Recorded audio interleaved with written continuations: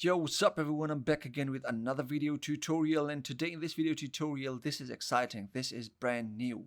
This is something that we saw coming all the way. So, Instagram is also into the NFT world. So you can basically log in your crypto wallet in Instagram too. Collect digital collectibles. So basically what you need to do is go to your Instagram app and make sure you are on the latest version. It is with the latest version. So yeah, and then go to your profile, click on the three dashes on the top right corner.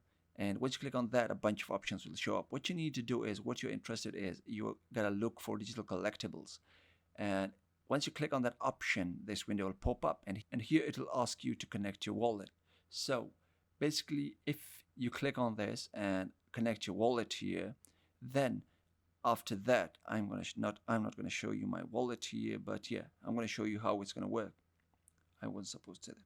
So basically what happens is, once you connect your wallet, you would see this page or these pages below the posts, which are digital collectibles or which are NFTs. So as you can see on the bottom left corner of the post, not the screen of the post, there it says digital collectibles. So basically, once you log in your crypto wallet into Instagram, then you are able to see these.